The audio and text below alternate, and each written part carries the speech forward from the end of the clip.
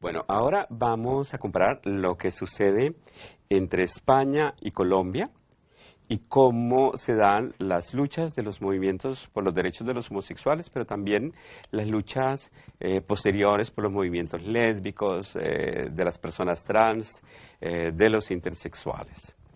En Colombia, en 1987, se hace el primer código penal que es inspirado en el español, lo que quiere decir que es inspirado también de alguna manera en el Código Penal francés de 1810.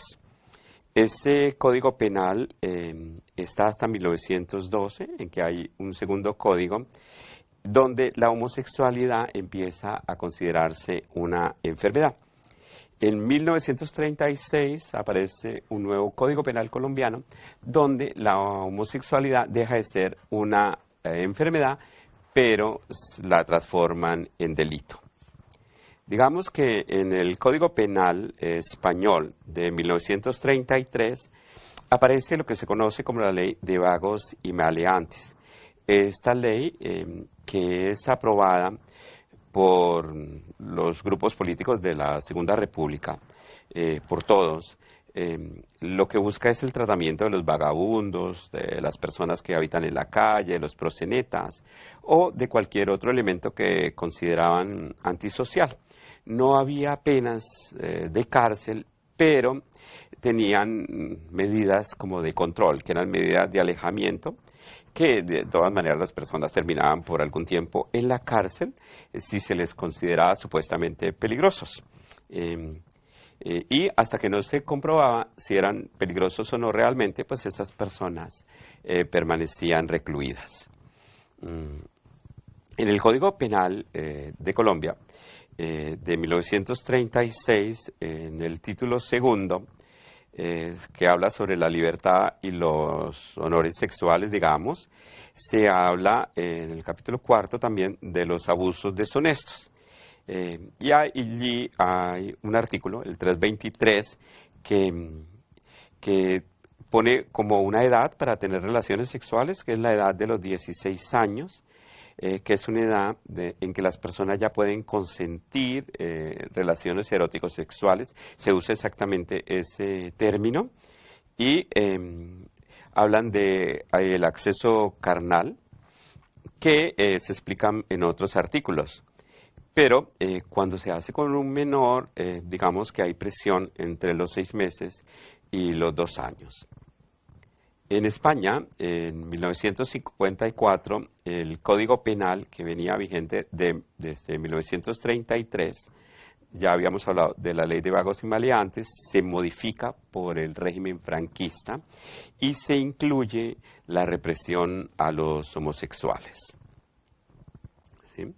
En Colombia, en el Código de 1936, se dice que habrá una sanción similar a la de los heterosexuales cuando el acceso carnal es homosexual, pero se hace una salvedad, y es que ya no son los mayores de 16 años, sino con personas de cualquier edad.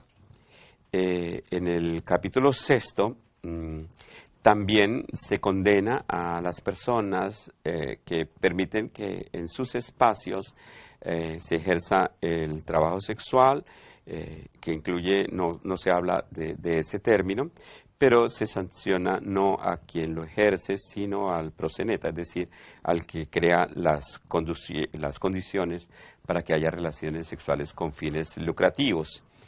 En España, esta ley de vagos y maleantes que penalizaba a los homosexuales es sustituida, se deroga por la ley sobre peligrosidad y rehabilitación social, y ya explícitamente hay penas de cárcel que son hasta de 5 años, ¿sí? Y se crea una posibilidad muy preocupante, y es que los homosexuales pueden ser llevados al manicomio y se les considera individuos peligrosos sociales que necesitan ser rehabilitados. En 1970 la letra griega lambda empieza a aparecer en el discurso de los homosexuales. Hablamos del color violeta. Esta letra lambda la pintan en este color violeta y en 1974 se crea como todo un movimiento de orden intelectual en torno a los discursos de la sexualidad homosexual y se convoca a la gente de los otros países para que utilicen este símbolo y para que creen grupos lambda. En España, en 1969, empieza oficialmente, digamos, el activismo, que como en todos los lugares del mundo, empieza por un activismo individual y va convirtiéndose en un activismo de colectivos. En Colombia, en 1940, hay un grupo que se llama el Grupo de los Felipitos, que Felipe es el hijo del presidente de la República, que era homosexual y que se vuelve noticia porque decide como celebrar una especie de matrimonio en la finca presidencial vestido de novia. Llega la policía a un escándalo, son detenidos altas personalidades de la sociedad colombiana y digamos que empiezan a adquirir fuerza los Felipitos, pero nunca son un movimiento político, sino son como un grupo más de la diversión. En 1970 en Colombia se empieza a practicar la lobotomía también a personas que son llevados a centros psiquiátricos, se les hacen choques eléctricos. Eso está pasando también en España y en otros lugares del mundo. En 1971 empieza ya el movimiento español de liberación homosexual. En 1973 un jesuita informa a su comunidad que es homosexual y lo recluyen en el manicomio. En 1975 se crea el Frente de Liberación Gay de Cataluña. Un año después se crea el Instituto Landa y se hace un primer congreso de marginación social. Y en ese año un carmelita descalzo, Antonio Roy, gana el Premio Planeta de Literatura con una obra abiertamente homosexual. En 1977, la coordinadora de Frentes de Liberación Homosexual del Estado español es creada. Al mismo tiempo, digamos, los estudiantes universitarios europeos, más específicamente los franceses, Deleuze, Guattari, empiezan a crear teorías en torno a la sexualidad y una de las teorías que se desarrolla es la teoría sexpol que tiene muchísima influencia teórica y política en el movimiento homosexual colombiano. En 1976 nosotros creamos el Grupo de Estudio por la Liberación de los Gays y creamos un grupo de intelectuales y artistas homosexuales que llamamos Heliogábalus. Aquí cabe la atención decir que el movimiento homosexual en Colombia aparece de una manera muy particular y es que León Zuleta escribe un artículo en un periódico trotskista en el que habla de un movimiento homosexual que tiene 10.000 miembros. Yo le escribo a Zuleta diciéndole que quiero participar del movimiento y Zuleta me dice que lamenta informarme que todos los ceros son falsos, pero que ya somos 2 en el grupo. Yo empiezo a convocar gente en Bogotá y él en Medellín y así va desarrollándose el movimiento. Por esa misma época, en 1977, hay la primera manifestación del orgullo gay en España, que es en Barcelona, y en 1978 se retira en la legislación española la ley de peligrosidad social, que es como la primera victoria que tiene el movimiento homosexual. En 1978, el Grupo Greco de Medellín, el Grupo de Estudio de la Cuestión Homosexual, empieza sus trabajos, es un grupo de estudiantes universitarios. Y en 1980 creamos la primera revista en Colombia que se llama Ventana Gay, que circula a nivel nacional. En 1980 en España se hace el primer encuentro de lesbianas del Estado español y también en esos mismos momentos aparecen las primeras lesbianas en el movimiento colombiano.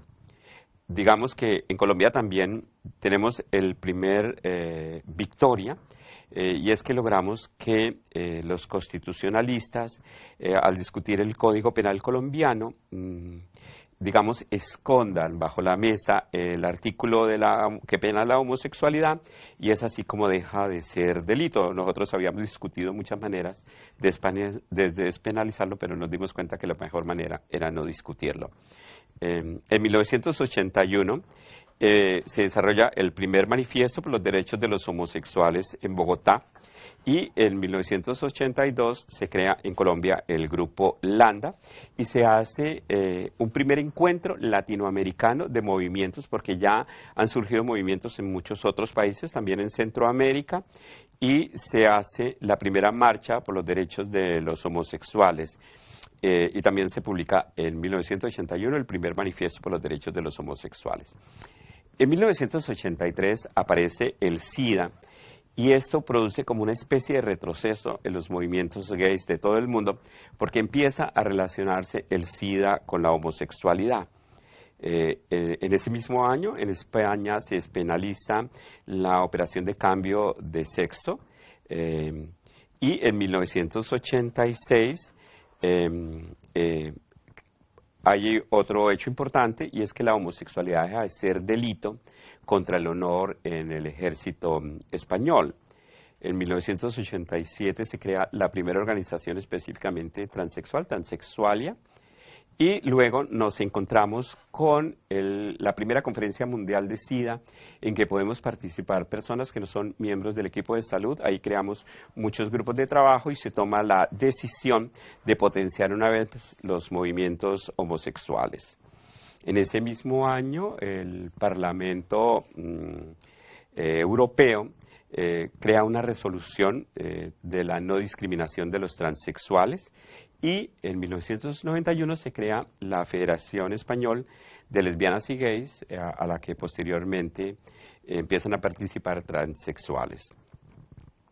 En Colombia, en 1991, hay una constituyente, se cambia la constitución y aparecen una serie de artículos, pero hay un artículo que es muy importante para nosotros, que es que no se discriminará a las personas por diferentes razones, entre ellos la discriminación por sexo, y también se crea un artículo sobre el derecho a la intimidad, a partir del cual ninguna persona, ningún medio puede publicar información que pertenezca a la esfera de la intimidad de las personas.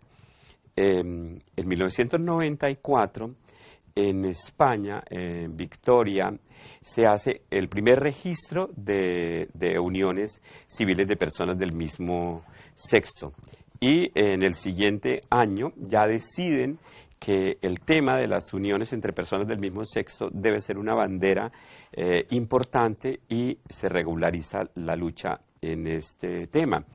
En Colombia, entre 1984 a 1989, empieza a aparecer como el movimiento juvenil o homosexual, y los jóvenes empezamos a participar del movimiento obrero y en las marchas del 1 de mayo, aun cuando no fuéramos trabajadores. Y la Constitución crea un mecanismo de defensa de los derechos o de amenaza de vulneración de derechos, que se llama la tutela, y a través de la tutela ganamos una cantidad de derechos, como que las personas pueden vivir en las casas fiscales, en las casas de los militares con una pareja del mismo sexo, que en el estatuto docente no seamos excluidos los homosexuales, que las personas pueden cambiarse el nombre, que tienen derecho a la educación, que pueden constituirse como parejas de hecho, que pueden hacer un registro notarial de las parejas, que tienen todos los derechos económicos, incluyendo la herencia, la obligación que tiene uno con la pareja de la ayuda mutua, digamos, que avanzamos cantidades en esos derechos, porque están cubiertos todos los derechos de la seguridad social, todos los derechos en materia civil y penal, política, los derechos migratorios y los derechos económicos, pero no el matrimonio.